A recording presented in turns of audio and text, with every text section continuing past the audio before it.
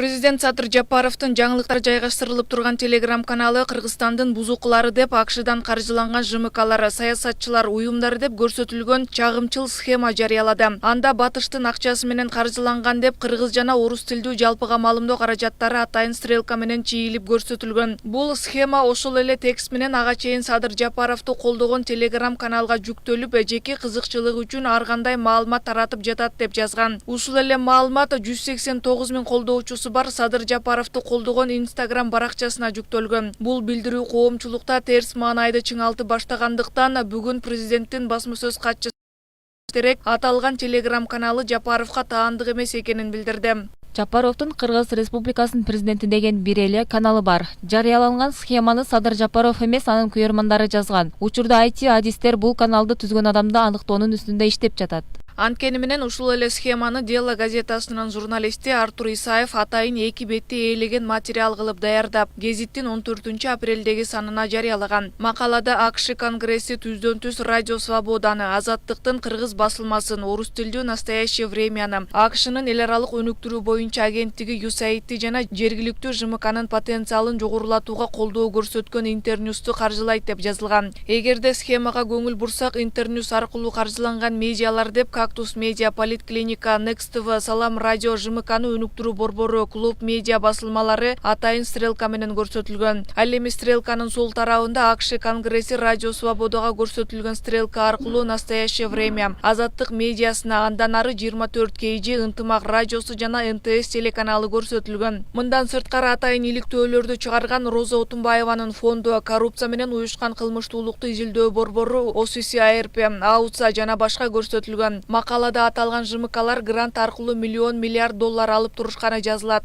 Бирок аталган каражаттар медиаларга берилгенин тастыктаган документ тиркелген эмес. Бул учурда коомчулукта октябрь окуясынан кийин көз карандысыз медиалар батыштан каржыланат деген шылтоо менен ачык эле дискредитация болуп жатат деген пикир орун алды. Бул учурда Медиаполис институтунун юристи Алтынай Исаева учурдагы баш мыйзамда ЖМКнын ишмердүүлүгү эркин болуп саналарын эске салат. Азыркы конституциянын негизинде массалык маалымат каражаттарынын ишмердүүлүгү эркин болуп саналат. Биздин конституция азыркы учурда эркин сөз, эркин ой жүгүртүү жана массалык маалымат каражаттарынын эркиндигин гарантия берет. Ошонун негизинде массалык маалымат каражаттары жөнүндөгү мыйзамында массалык маалымат каражаттарынын цензурасына жол келтирилбейт деп көрсөтүлгөн. Мунун негизинде ар бир медиа, ар бир массалык маалымат каражаттары өзүнүн ишмердүүлүгүн жана редакциялык саясатын өзүнчө билдирүүгө укуктуу. Анткени менен саясатчы Руслан Акматбек президенттин күмөн жараткан мындай билдирүүсү биринчи эмес экенин, бул окуянын өзү өлкөдө башаламандык орун алып жатканынан кабар берет дейт. Ошол эле учурда чагымчыл, бузуку деген сөздөр авторитардык режимдеги башкарууда өзүнө ишенбеген лидер тарабынан айтыларына токтолду. Чагымчыл, бузуку деген сөздөр кайсы лидерлердин сөзүнөн чыгат? Авторитардык режимдерде өзүнө ишенбеген лидерлер, же болбосо ишини жакшы билбеген лидерлер ушинтип сыртта дагы, өлкөнүн ичинде дагы кеч келип душман издей беришет да. Муну эмнеге жасашат? Себеби дегенде экономикалык реформа колунан келбейт, жасай албайт, турмушту жакшы табышпайт, көп ката кетиришет. Анан ушулардын баарын баягы айтып чыккандарды, анан булар чагымчыл, бузуку деп элдин көңүлүн булар башка нерсеге бурдуруп, башка нерсеге алаксытууга аракет кылышат да. Мунун чоо жайы ошондой. Анан бул эми жакшылык алып барабы? Бул бөлүнүп жарылууга алып барат. Биз баарыбыз бир өлкөнүн жараныбыз да. Ооба, биз башкача ойлонобуз, пикирибиз дал келбеши мүмкүн.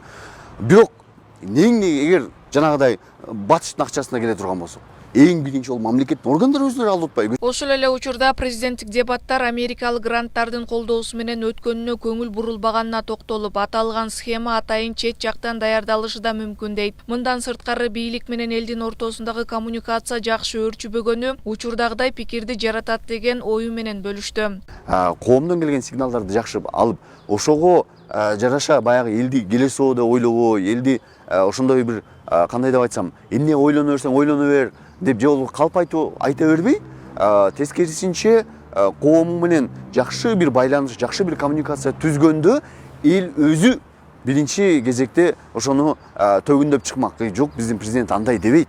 Бул фейк же болбосо бул туура эмес, жалган маалымат деп ишенимини биринчи көрсөтмөк. Азыр эмне болуп атат? Президент ошого көңүл буруш керек. Эл жеңил ишенип атат ошондой нерселерге. Анткени ошону жасап, ушинтип бөлүп жара турган потенциалды ошол жерде көрүп атат да.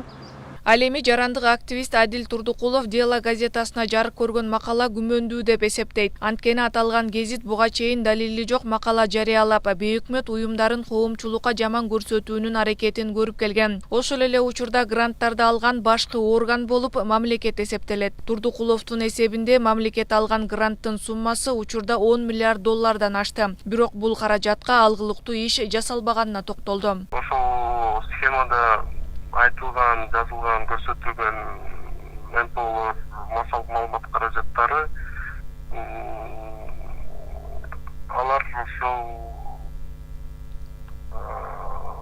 алар аркылуу революция жасалбайт. Алар чынында ошол мамлекет өз ичинде эффективдүү эмес, мындай чалал башкаруу болгондуктан, коррупция күчөгөндүктөн, аткезчилик болгондуктан ошондо гана революция болот да. Муну биринчиден өзү Садыр Жапаров түшүнүш керек. Анткени ошол эле 5-октябрда болгон окуя бул ошол адилетсиздик өкүм сүргөндүктөн, туура эмес шайлоо болгондуктан болгон болчу да. Анан эгерде ошондон сабак албаса, анда бул өзүнө эле жаман нерсе жана өткөндөн сабак албагандыгын белгилеп да, менин оюмча, жеке оюмча.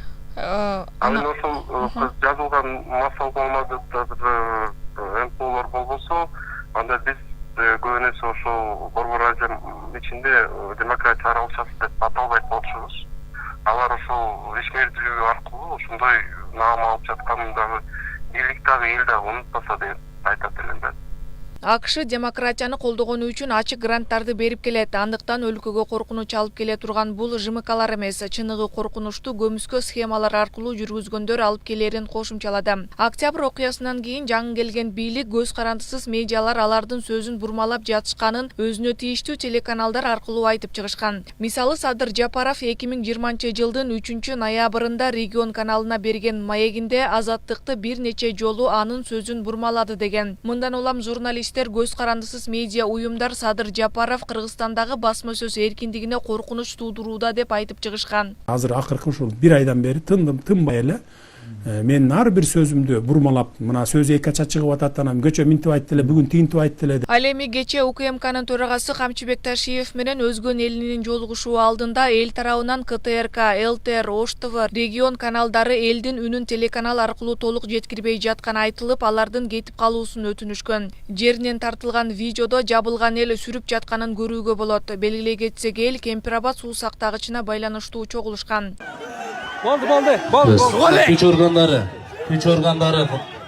Жоголе! Чабая баш!